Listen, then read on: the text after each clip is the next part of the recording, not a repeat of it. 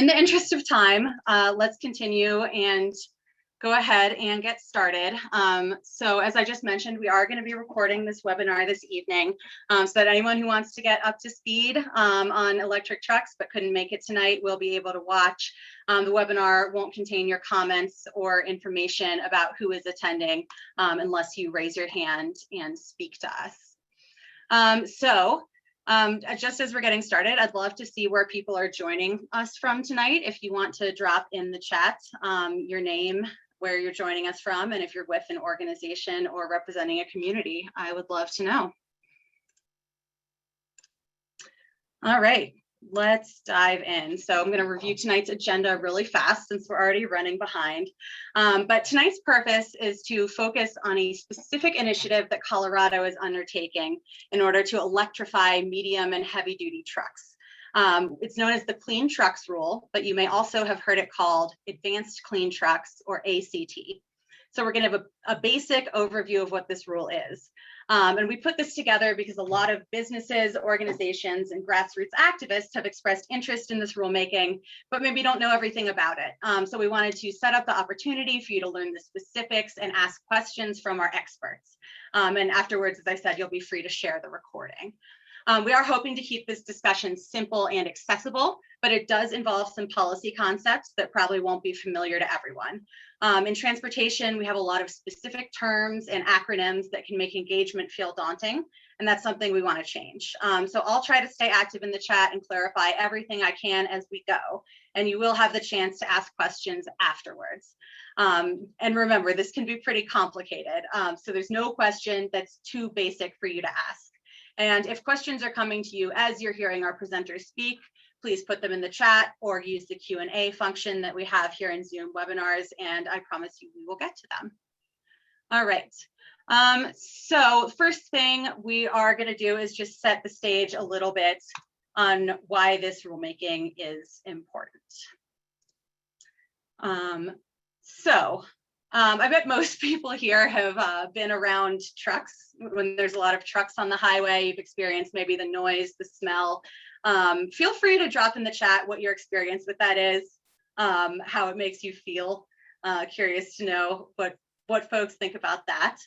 But in addition to the impacts of the noise and the smog and the things that we observe when we're in an area with heavy truck usage, pollution from trucks can cause a variety of health issues. So just to highlight a few, most types of medium and heavy duty trucks use diesel fuel, which is different from the gasoline you put in your car. So that's what we mean when we say diesel pollution. And these health impacts are specifically associated with high levels of diesel pollution. So NOx, or nitrogen oxide, is a toxic gas that can cause respiratory disease, especially asthma. And it also contributes to the formation of ground level ozone, smog, and acid rain. And then we've got particulate matter, or PM 2.5, as we like to call it. These are tiny particles in the air, which you can think of sort of like dust particles, except that they're 30 times as small as the diameter of a human hair. Particulate matter can come from multiple types of air pollution, but one of the main contributors is diesel trucks. And that can cause short-term health effects like eye, nose, throat, and lung irritation, coughing, sneezing, runny nose, shortness of breath. And in the longer term can affect lung function and contribute to asthma, heart disease, and chronic bronchitis. And of course, these are all types of health issues that can exacerbate mortality from COVID-19. So like most health impacts from air pollution, the people affected worst by this type of pollution are children and the elderly. And you can see in our last bullet point here that diesel pollution from trucks causes a huge amount of air pollution relative to how many trucks are actually using the roads and for how long. Almost a quarter of our total NOx pollution comes from diesel trucks, even though they're only 2% of vehicle miles traveled.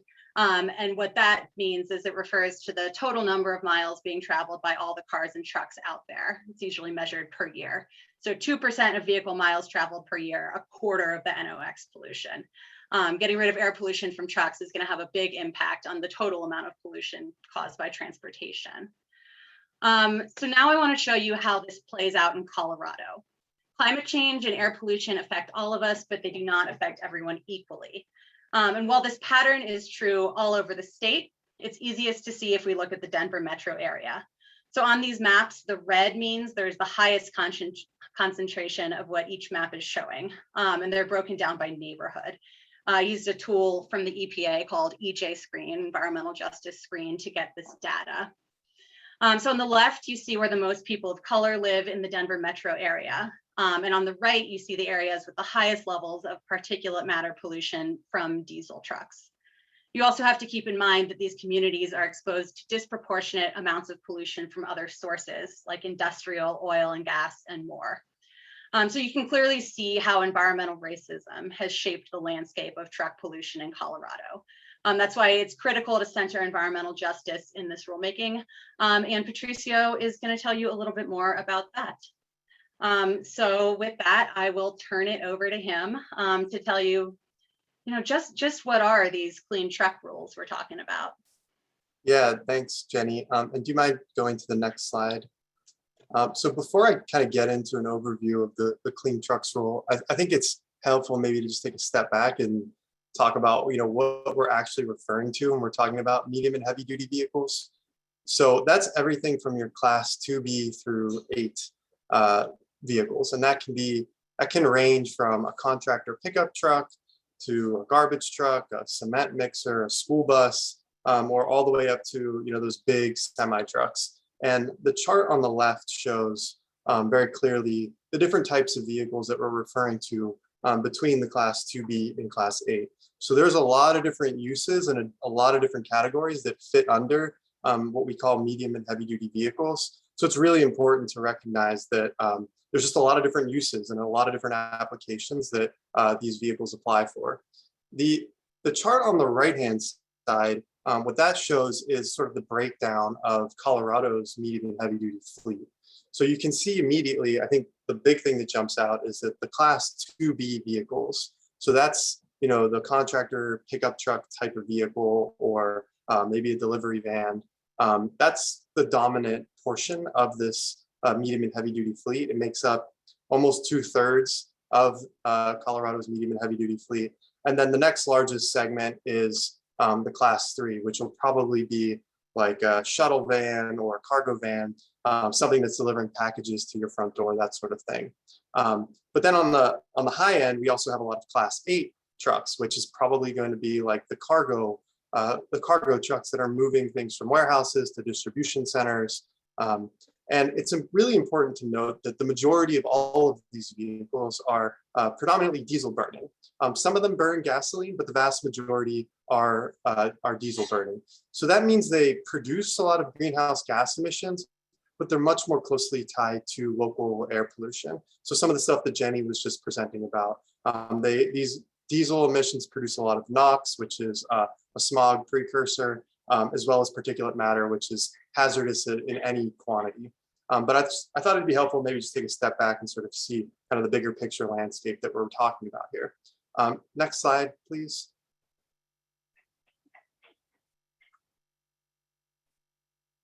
So to jump right in, first I want to talk a little bit about the Advanced Clean Truck Rule. So both of the rules that I'm going to talk about tonight are manufacturer requirements. So there is no obligation on fleets to purchase any of these vehicles.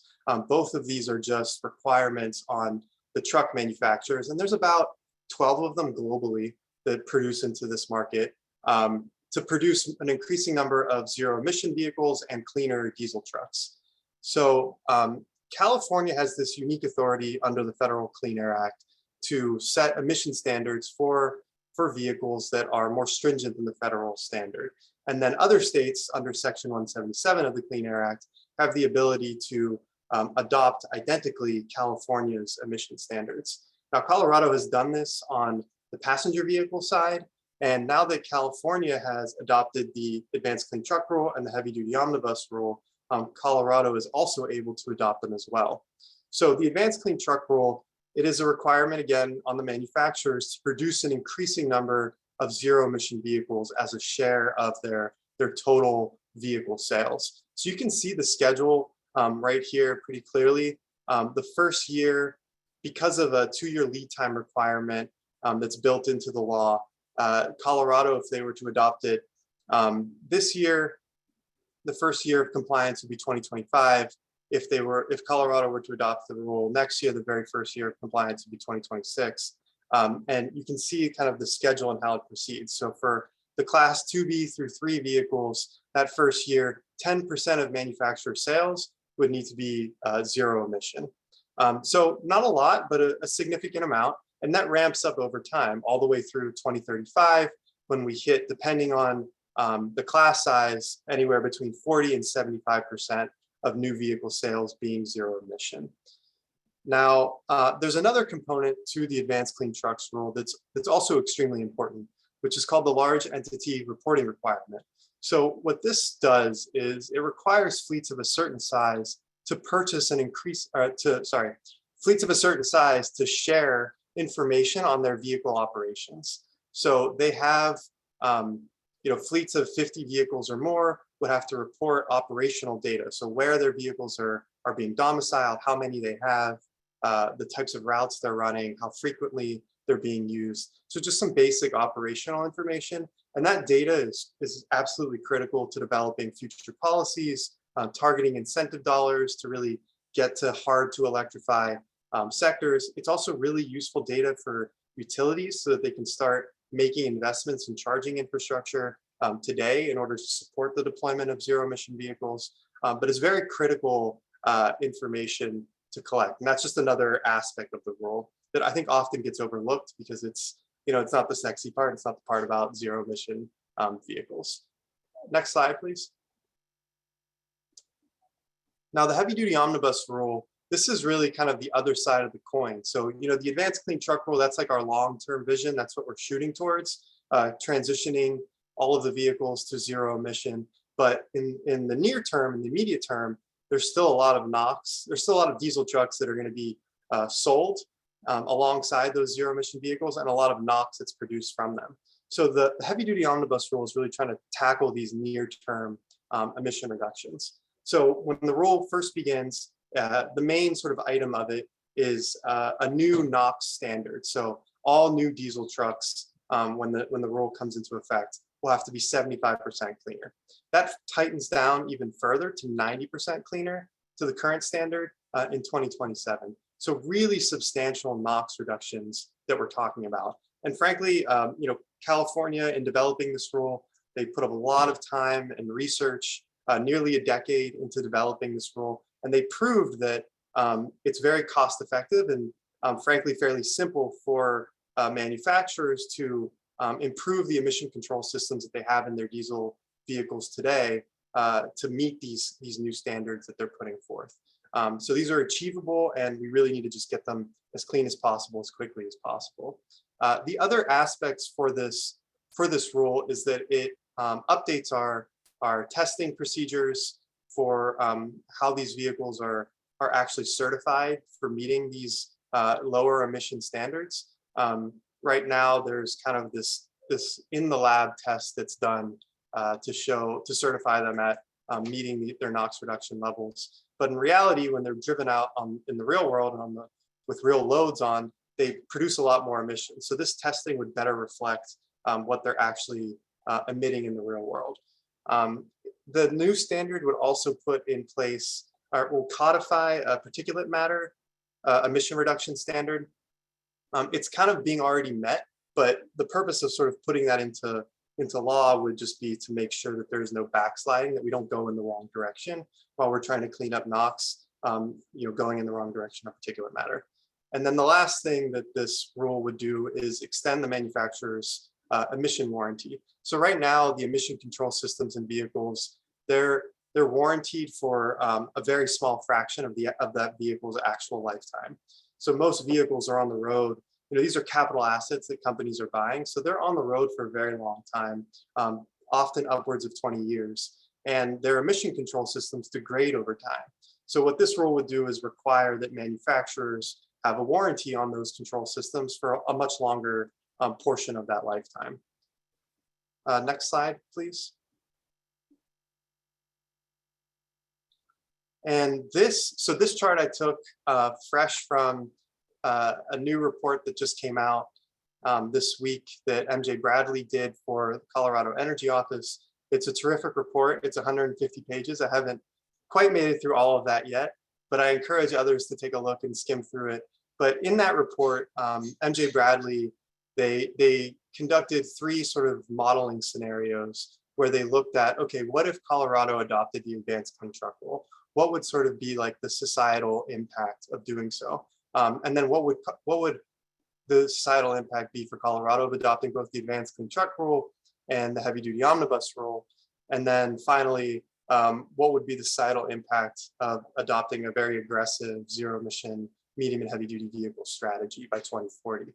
I really want to just focus on the first 2 aspects, the first 2 scenarios, which is the advanced clean truck rule and then the advanced clean truck rule plus the NOx rule, which is the heavy duty omnibus rule. And what you can see here, and while I think the chart maybe is a little deceptive because it looks like a negative, the net benefit of adopting these rules is really significant through 2050. So you have a $1 billion benefit to the state directly from adopting the advanced clean truck rule, slightly more $20 billion benefit for adopting the ACT rule and the NOx rule. And what you can see here is on the monetized air quality benefits, it's actually almost double for the scenario where you adopt both the advanced clean truck rule and the heavy duty omnibus rule. And that's really because the bulk of the vehicle sales, at least in the near term, are going to continue to be diesel. So making sure that they're as clean as possible is really going to help with local air quality concerns. Some of the other benefits that were monetized in this report, which is really interesting, was the utility net revenue. So building out the charging infrastructure to support these vehicles, that's going to cost something, but then plugging them in and drawing power to charge those vehicles is going to generate revenue. So what we're seeing here is that there's actually a net revenue increase of a little over $5 billion through 2050, just from plugging in those electric trucks that are going to come from the advanced clean truck rule. And that net revenue can then be spread to all utility consumers in the form of lower rates, which is really great to see. So I think I'll just leave it at that for now, and happy to take any questions. I think at the end is when we're going to do Q&A.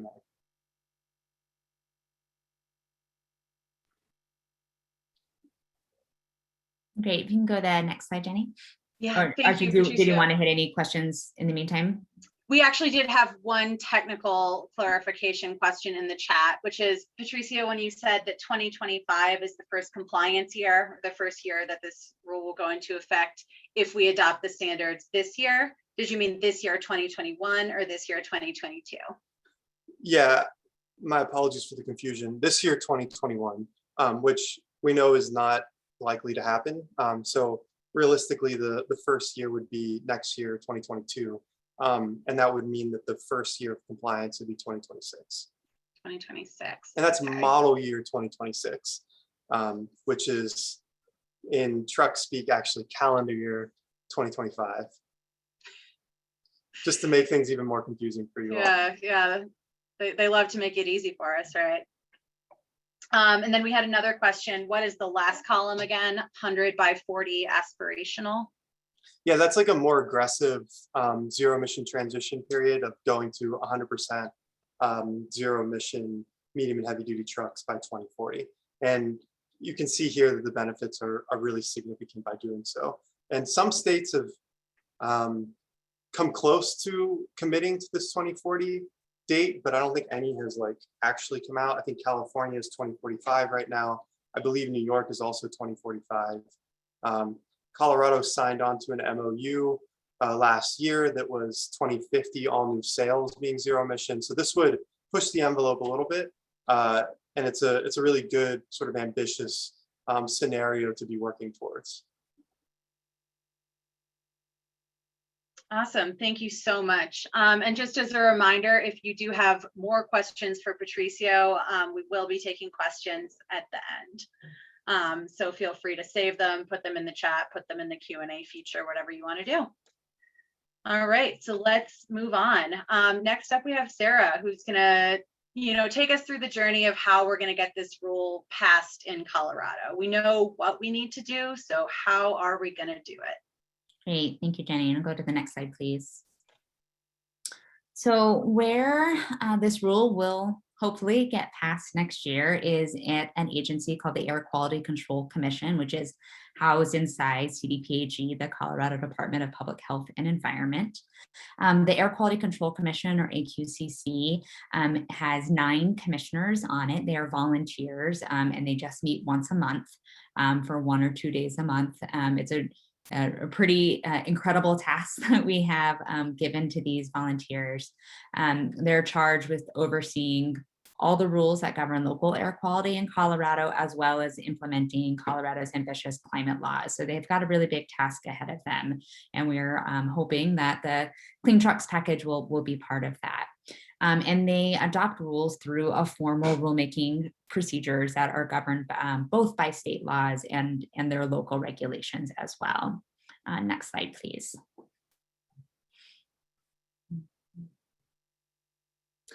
So this is what we sort of anticipate the rulemaking process will look like for next year. As of now, the commission has scheduled the rulemaking for the Advanced Clean Trucks rule to kick off in April and to end in a hearing in August. For the last several years, typically rulemakings have happened over a 3-month time period. They're now stretching that into a 4-month time period, but there's still an awful lot of sort of technical work that needs to happen in that time. So just going to walk through sort of what the different stages of those are kind of in the rulemaking process itself, so you have a sense of how this sort of goes from a concept that's elsewhere in California and how it can actually become law here in Colorado. And then we'll switch a little bit more to talk about the timeline for individuals and community groups and others to get engaged. So right now what we're anticipating is April of next year is kind of a pre-rulemaking stakeholder engagement period. The Air Quality Control Division, which often we'll just refer to as the division, as well as other state agencies that are involved in this rule, primarily the Energy Office and CDOT, the Department of Transportation. They are all sort of charged at this point with gathering stakeholder input, getting technical input, as well as doing outreach to communities. Due to a new law that was passed in Colorado in 2021, the division also has an obligation to consider which disproportionately impacted communities in Colorado are likely to be affected by the rule and to do particular outreach to them as well. Exactly what that looks like, we don't know yet because it's a new requirement that they're trying to figure out how to sort of implement in real time. But there will be both some technical workshops that have already been scheduled, and we anticipate that more sort of community-oriented workshops or webinars or meetings will happen early in 2022. So then the rule will get noticed. The division is charged with preparing the draft rule. They'll put that out to the public and put it forward to the commission at the commission's April 2022 meeting. At that point, the commissioners will vote whether or not to adopt the rulemaking. There are sometimes when they choose not to open a rulemaking. I think it's very highly anticipated that they will vote to adopt the rulemaking. It'd be quite a surprise if they chose not to at this stage. So now once the rulemaking is open, there's some formal procedures that happen. So everyone has a draft rule. If you want to become a formal party to the rulemaking process, usually have a few weeks in which to submit a request. Generally speaking, they don't deny anyone who wants to be a party status, but they do heavily encourage folks to think about joining up as coalitions where possible. So sometimes more than one environmental nonprofit group will join together as a coalition and participate together as one party. Sometimes individual community groups will join together, often kind of name themselves like an environmental justice coalition or community organizations, and also come together as one joint party. And that can be a really effective way for similar interests to kind of pool resources and put forward their voice in a consolidated manner before the commission. So after the parties are established, there's usually a conference held by one of the commissioners that volunteers to be the hearing officer to kind of confirm the rules, confirm who the parties are. And then there's a briefing period. So the parties submit 2 rounds of briefs called pre-hearing statements. So they put forward kind of their arguments to say, we like this rule, or we like this rule, but we don't like this pieces. We want to change X, Y, and Z, or we think the rule is horrible. And then you have an opportunity to respond to the other parties in rebuttal pre-hearing statements. A big part of commission practice usually is thinking about what are alternate proposals. So the division puts forward their draft proposal and says, this is what we think the rule should be. But that really is just a draft, and there's an opportunity for parties to say, we want to change it. And if they're just sort of little changes, little tweaks here and there, you can just suggest that. If you're suggesting kind of a fundamentally, different or big change, you would have to submit what's called an alternate proposal, and you would have to put forward additional backup documentation to support that, doing your own analysis of how that impacts what the costs and the benefits of that are, and some other supporting materials. In the world of clean cars and clean trucks, the options for alternates are more limited than in a traditional rule. And that's because of the way the Clean Air Act at the federal level functions. As Patricio mentioned, the federal law gives California kind of the special ability to set new rules, but every other state, you either get to sort of pick the federal baseline, or you get to pick California, and you don't get to do a lot in the middle. So the basics of the rule for the advanced clean trucks is going to be a up or down vote. We're either doing this or we're not.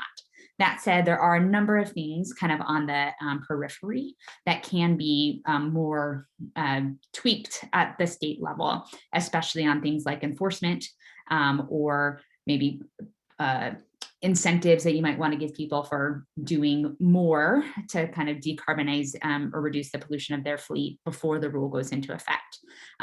So highly anticipate that parties will be thinking about what on the boundaries is able to be done to potentially push this rule to make it even more protective of local health and climate. So once parties go through those 2 rounds of briefs, they put their positions before the other parties. The commissioners then get to read all of that. We're kind of blessed right now with a commission that really takes their homework very seriously. Several commissioners in particular, really have an extraordinary grasp of the sort of the technical details of air quality and come to evidentiary hearings super prepared to really dive into the details. So we anticipate that hearing will happen in August. There's a couple different parts to the hearing. It usually will happen over the course of 1 to 3 days. And they usually will have 1 or 2 opportunities for oral public comment as part of that. And those exact details will get set later. So in addition to the oral public comment, then each party has an opportunity to present to the commission their sort of key points, their main takeaways, and they can put forward witnesses, whether community witnesses or technical witnesses, to support their arguments. And then the commissioners get to engage in sort of a back and forth dialogue with those witnesses and able to really sort of dive into some of the technical details or the policy implications of particular positions. And then when all the parties have had their say, the commissioners debate in real time, and they will talk to each other and figure it out, make their vote, and then the rule is adopted live at the hearing, and then it's followed up formally with the written rule, but right away what that outcome will be. Next slide. So I've been sort of focusing right now more on sort of what the formal parties do, but that's not the only way that folks can engage. So diving a little bit more into what it means to be a party. So you have more opportunities to influence a lot of the details of the rule because you're put forward, your detailed papers about what you want to see, and you get to present kind of technical evidence. You get to put forward witnesses. You get to have that back and forth dialogue with the commissioners. But it's a pretty daunting process, especially for folks that haven't appeared before the Air Quality Control Commission before. That it's not technically required to have a lawyer, but it's a pretty hard to navigate process right now without a lawyer. That is also something the commission is thinking about over the course of this last year, and we'll take up again next year, how to make their processes more accessible to people that don't have legal representation, but it is still a considerable barrier to folks that don't have lawyers. But as I said before, one way to sort of navigate that is to think about pooling resources, coming together as multiple groups or multiple entities as one joint party, as a coalition. And it's a pretty high level of commitment. If you don't meet the requirements of being a party, then you lose your party status. So at a minimum, you have to show up to a couple of those mandatory conferences where the parties talk through some of the procedural matters, and you are required to submit at least the opening pre-hearing statement. You're not required to submit the rebuttal if you don't want to, and you're required to show up at the evidentiary hearing. So that's a lot. It's a wonderful opportunity to influence sort of our air quality outcomes, including potentially the Clean Trucks Rule next year, but it's not the only way to engage. The public as non-parties also has a very influential role. And again, I think we're really blessed right now with a commission that takes public comment very seriously. And when you hear them debating and deliberating new rules, they are very often referencing what they're hearing from community members. So it's still a very influential opportunity. And so as just a public participant, you can provide written comments at any point during or before the rulemaking proceeding. However, if you do it before the rulemaking opens, it's not part of the record, and the commissioners can't technically rely on it in making their decisions. And so comments are most influential after the rulemaking has been opened and while that record is open, so that they can officially consider those as part of their decision-making process. And then, as I said, the evidentiary hearing itself always has an opportunity for oral public comment for folks to be able to sign up and usually have a couple minutes in order to provide your position to the commission. There's no requirements to me. It's all voluntary. You show up and do it. It's great, but you don't lose anything if you don't. And as I mentioned, it's still like a way to be highly influential. One thing to note is you can't play in both worlds. You can't be kind of a formal member of a party and also provide a public comment you gotta choose one bucket or the other. Next slide. So coming back to sort of the timeline and sort of next steps. So right now we're in that pre-rulemaking stakeholder engagement process. Earlier this week, the three agencies that are working on this, the Department of Transportation, the Energy Office, and the Air Quality Control Division announced that they're going to be jointly hosting some technical workshops. The dates of those are listed here. Those really get into a lot of the weeds of the rules. They're open to anyone, but they're not necessarily the friendliest way to engage in this rule at a higher policy level, though we are anticipating that more of those kind of community focused workshops or meetings will be scheduled for early in 2022. We're expecting to sort of see kind of the draft strategy that will turn into the rule in January. It is currently scheduled on the Air Quality Control Commission's calendar that the commissioners will receive a briefing in January of sort of what the status is and what's next to come. And then we'll sort of see that final strategy published in February with draft rule language coming then in March. Jenny has put up a link here. If you sign up on this form, you'll get on the mailing list for Conservation Colorado's engagements here. And that's a great way to stay updated on the different public engagement opportunities that will emerge during the process. And she just stuck that in the chat as well. Next slide. And so just again, then sort of, August is when things will officially kick off. There'll be that's sort of now the heated period where there's lots of opportunities for written and oral comment, other engagement. There'll probably be, outside press happening, that's sort of the real heat of it. And then August will be the hearing where they make their decision. Next slide. Actually, maybe it. Yeah. So I think that is the end, and happy to take questions. Thank you so much, Sarah. Yeah, we'll get to questions in just a second here, but I did want to go back just to make sure that everybody has that link. So I put it in the chat. That mailing list that we have at the bottom there, like Sarah said, it's our mailing list, the folks who put this webinar on for you. We're hoping that whoever came here tonight might be interested enough that they want to learn more or participate. So if you do sign up for this mailing list, we will update you when anything is happening with the rulemaking. So you'll have reminders for hearings and comment periods. If we come up with comment guides, you will have access to those comment guides. We'll let you know about opportunities to amplify the rule on social media, maybe even provide quotes or attend a press event. And you'll see that there's also a box you can check if you're interested in coming to meetings about the ACT rule. If you check that box, I will reach out to you with more information. So yeah, let's open it up for questions or comments now. I have a couple myself, but I'll give you a chance, attendees, to chime in first. So you can raise your hand, you can put a question in the Q&A function, or you can put a question in the chat.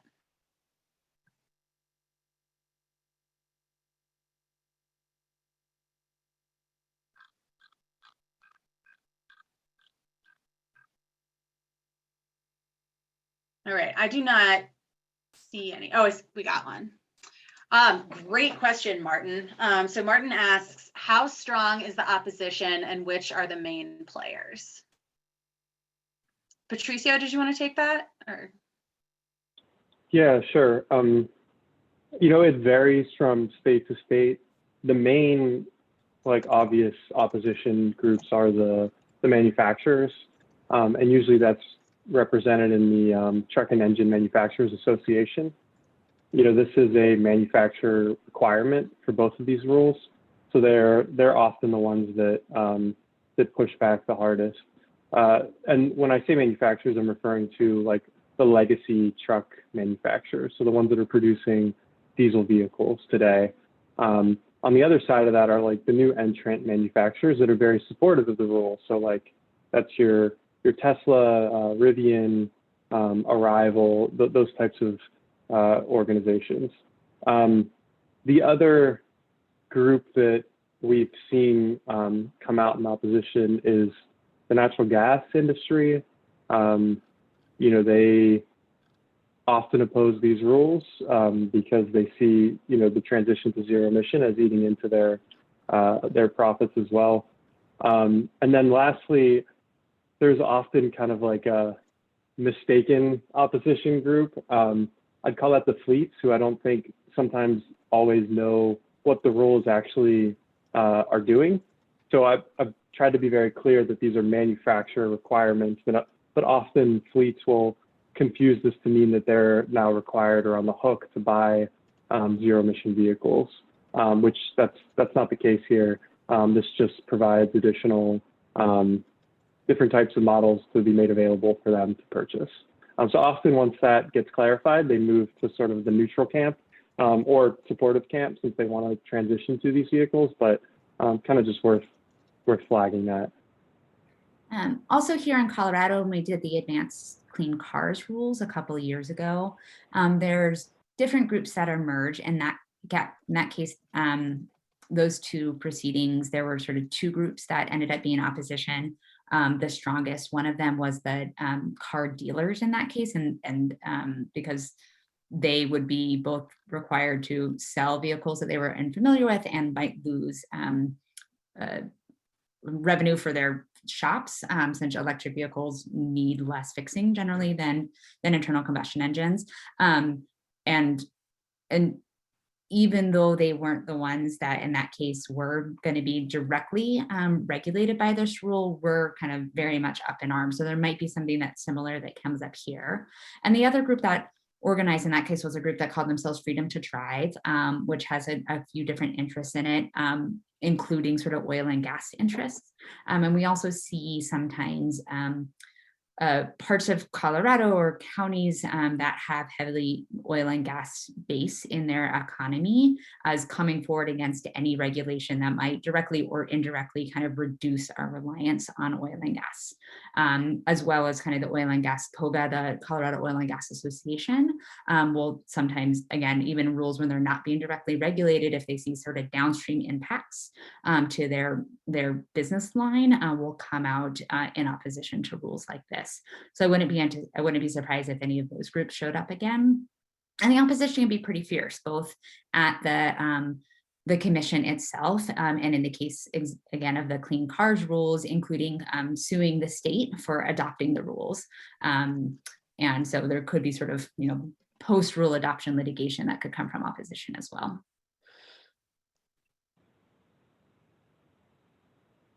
Awesome. Thank you both so much. So we have another question in the chat from Colin, who apparently has a lot of technical expertise, because Colin asks, is the heavy duty omnibus also a rule that can be adopted by reference via CAA section 177? So Patricio, I hope you know what that means. I don't.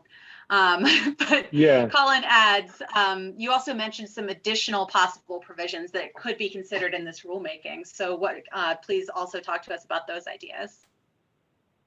Yeah, good question, Colin. So yeah, that's the section 177 of the Clean Air Act, Federal Clean Air Act. So yeah, that's another, it's an emission standard. So that's, Colorado would have the ability once California finalizes that rule. So right now, California has adopted the rule and they're putting the finishing touches on it and are planning to finalize in the beginning of November, at which point any state could also then adopt it. Under section 177. And the other provisions I mentioned were just aspects of the rule. So the heavy duty omnibus rule, which is a mouthful, it says omnibus in it. So there's like a lot of different elements to it. The emission standard is one of them. The testing procedures is another. The warranty is another as well. And all of those kind of fill into being this, you know, overarching rule that we would really want to see Colorado adopt, kind of that whole suite of provisions. So hopefully that answered that second part of the question.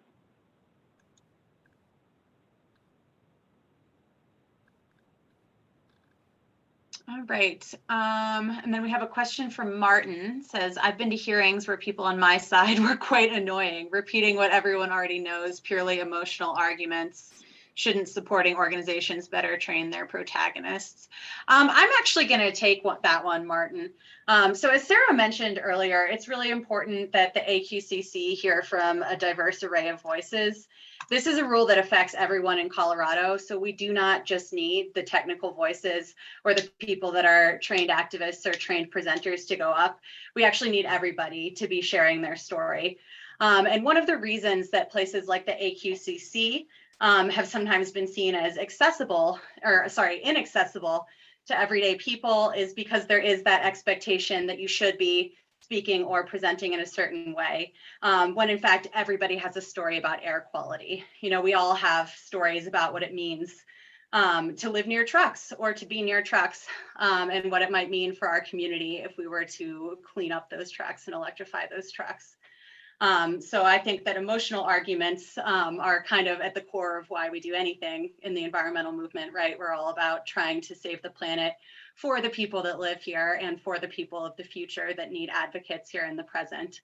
And in terms of repeating what everybody already knows, I think the commissioners, they might have heard it before, but they need to know how many people think it's important enough to stand up and deliver that message.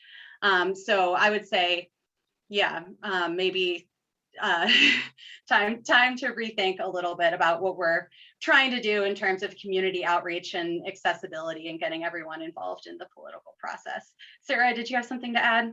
Yeah, I agree with everything you said. I would add that I think when folks are driving participation for commenters, where it can be most helpful is being very clear about what the decision is that the commission is making. And so sometimes people make a very compelling argument, but they're asking the commission to do something that is not on the table at that time, or that is outside of their power to do, or another agency is looking at, or might be something they look at in a year from now. And so if I were to give a recommendation to organizing groups when they're thinking about driving public commenters is, you know, let them bring their own story, but just be very clear, like this is what they're deciding on. And so target your comments to what their actual decision point is. Thank you, Sarah. So we have a question in the Q&A feature. This rulemaking can obviously be beneficial to BIPOC communities, Black, Indigenous, and people of color who are heavily impacted by environmental issues, but the process is complex with many technical terms included. So Patricio, and I think so Patricio, what do you find is the most effective way to get the Latino community, for example, involved? Yeah, that's a tough question, the last part. I think also this reminds me of something that I wanted to reinforce in the beginning, and I forgot to.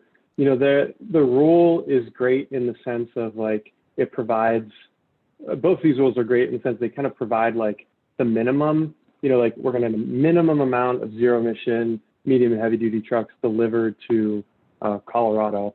We're going to have some minimum emission reductions across the entire fleet. That's great, but it doesn't target any of those emission reduction benefits to any specific community. It just guarantees like a basic supply of these vehicles. So in many ways, it's not an environmental justice rule. There are subsequent policies that need to be developed to help target those emission reduction benefits to the communities that need them the most. So I think it's important to kind of clarify that. And my apologies for not bringing that up sooner, but thank you for the question. In terms of getting other community groups to be more engaged on these rules, what we've seen to work in other states is being really intentional about coalition building. So it's right to point out that there are the communities that are going to be most impacted by truck pollution and traffic have a very big stake in the state adopting these rules. So it's very crucial that we do that outreach from the very beginning before we begin advocating to them to make sure that they're a part of that process and they understand the rules well and understand the benefits, but also the limitations of these rules, and keeping them engaged throughout that process. So again, what we've seen in other states is an intentional building of a coalition and ensuring that everyone within that coalition is working towards shared equity principles. And that includes also on the labor side as well. So many of our labor allies have a lot of really value these rules as well. The Teamsters in particular, so the truck drivers, they see this in this transition and an opportunity to improve the livelihood and the jobs of the drivers of these actual vehicles. So working with them to make sure that in that transition, the burden of complying or purchasing these new vehicles doesn't fall on the driver, but falls on the corporation that's employing them. That's going to be a very important part of this transition as well. So I think it's just a matter of how you develop your coalition and how you're doing the outreach to different affected parties. And just one small little addition to that, a number of folks that regularly appear in front of the Air Quality Control Commission have been kind of working with division staff and others to really push on them to make their processes more accessible. They can't actually change how the rules work without a formal rulemaking proceeding, which will happen at some point. But for example, one thing they said they've committed to that we're hoping to see by next year is to start putting out plain language explanations of kind of the key aspects of the rule and key decision points that the commission is going to make, and trying to get those in translated languages as well. So we're trying to move them forward to just making their very technical documents more accessible as well. Thank you so much. We have a couple more great questions in the chat. I want to flag for everyone that it is 6:58 with 2 minutes to go. Presenters, how do you feel about sticking around another couple minutes to make sure these questions get answered? That is fine. I do owe my kids a good night hello in about 5 minutes. So that's 5 minutes. But I can sneak out and come back to. We got you. If you have to hop off right at 7, thank you so very much for joining us, and we will be in touch after this webinar. But so let's go back to our questions for a second here. In the chat, we have, might the Colorado legislature next winter or spring be considering bills that could influence this process? And might they? Yes. I have not personally heard of anything specific that the legislature has on the table specific to clean trucks. As Colin put in the chat following Alan's question, last year there was a pretty significant bill that sort of influenced how the commission needs to be thinking about all of its processes, including engagement with disproportionately impacted communities, and we're still figuring out what the implementation of that looks like. When Clean Cars was on the table a few years ago, there had been discussions at the legislative level, and I think the general sense there was that this is a very technical matter. It needs to be deferred to the commission for them to decide, and the legislature didn't want to engage and force this at the state law level. I would anticipate most likely that would be the same outcome for next year. But also just a quick shout out, if anyone doesn't follow Alan Best's Big Pivots newsletter, best source of energy and water news in Colorado.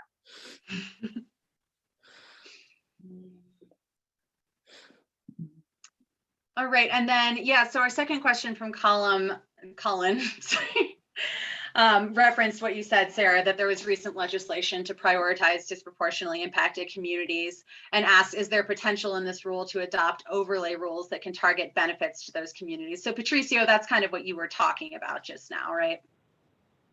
Yeah, so it's not that, so these standards they're emission standards. So states can it's kind of like an up or down vote as to whether or not states adopt them. You either adopt it identically or you don't at all. But there are like complementary policies that can be moved in tandem or can come right after. So like that's, for example, putting incentive dollars in place to target emission reductions in certain areas that meet certain requirements.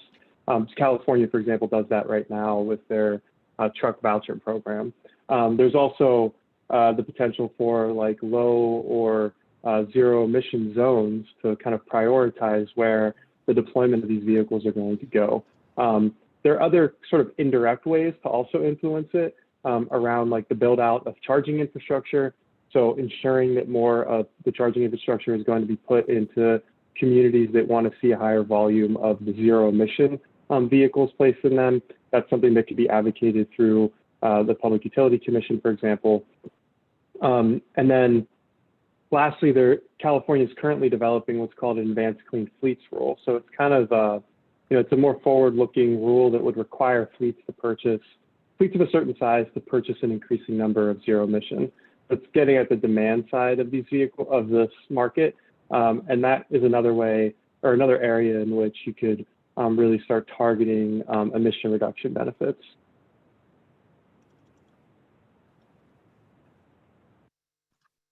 Awesome, thank you so much. All right, so I had hoped to sort of turn this into a place where people could share their comments and thoughts, and I invite you to do so in the chat. But I think we ran a little short on time due to our technical snafu at the beginning. So I'll do last call for questions because we do have to let these panelists go be with their families this evening. Okay. And I will be sending a follow-up email to everyone who attended with the links. And as I said at the beginning, because we had difficulties getting our Spanish translation working, we are simply going to take the English recording and have it translated into Spanish. So hopefully that can be a resource for the Spanish-speaking community who are interested in learning more about this rule. I've pasted in the chat a link. I'm about to paste in the chat a link that I hope that will work for people to sign the Google form to get on our mailing list. If not, you'll be having an active link coming to you in that same email. And I just wanted to add one more time that if you want to advocate for this rule, you do not have to memorize all the information we shared here tonight. The AQCC needs to hear all the technical reasons that we need this rule, and they are going to hear them. But they also need to hear stories from your community, how this is going to impact your family, your business, your neighborhood. And in fact, we need as many diverse voices as possible. We want to hear from disproportionately impacted communities, environmental justice advocates, business owners, labor groups and workers, municipalities and elected officials, and anybody who cares about public health. And if you're on this call, then I'm guessing that you are one or more of those things. So this means you. Thank you so much and have a fantastic. Wasn't there one more? Weren't you going to flag a future webinar opportunity? Yes, thank you so much. I was. So the week of November 15th, save the week, because our partners at Western Resource Advocates are going to be hosting a roundtable webinar on ACT that is going to dig a little bit deeper and feature representatives of the EV industry, labor advocates, and public health champions to really talk about the different implications that this rule is going to have on different communities and groups of people. So we will also send out information about our partners webinar on that once we have it. Thank you all so much for bearing with me this evening, for watching me panic in real time. And yeah, That's it. I hope you have a wonderful evening.